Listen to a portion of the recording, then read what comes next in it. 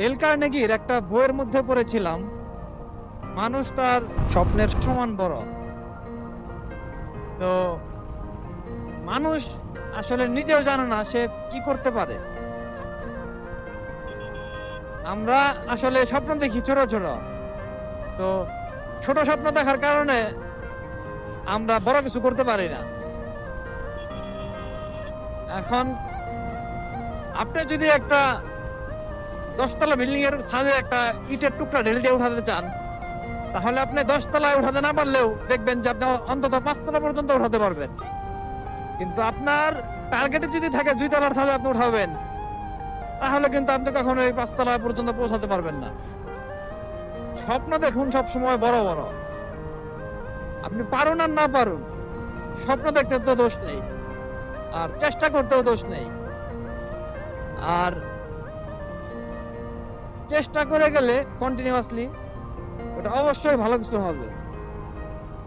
আমরা আসলে চেষ্টা করি না, এর জন্য আমরা আমাদের ভাগ্যকে দোষ দিই।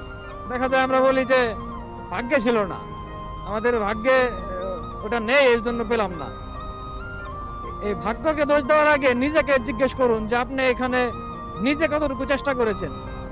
আগে নিজে চেষ্টা করুন, নিজের সর্বোচ্চটা দিয়ে চেষ্টা করার পর যদি আপনি না পারেন, তারপর আপনি ভাগ্যকে দোষ দিন। আমরা দেখা যায় 100%-এর জায়গায় আমরা 10-20% ট্রাই করেই আমরা বলি হাল ছেড়ে দিই, বলি যে না, আমাদের দিয়ে কিছু হবে না, আমরা এটা পারবো না।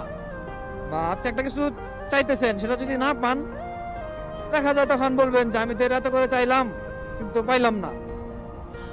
তো পাবেন কিভাবে? আপনি তো চেষ্টাই করেননি ওইভাবে। আপনি যদি নিজের 100% চেষ্টা করতেন, তাহলে আপনি সেটা অবশ্যই পেতেন। এর জন্য নিজের ভাগ্যকে দোষ দেওয়ার আগে নিজে আগে চেষ্টা করুন। আর আল্লাহ তাআলা বলছে যে মানুষকে যে তুমি দোয়া করো এবং চেষ্টা করতে থাকো। পরিশ্রম করতে থাকলে এটার ফল দেওয়ার মালিক আল্লাহ। আপনাকে আগে পরিশ্রম করতে হবে।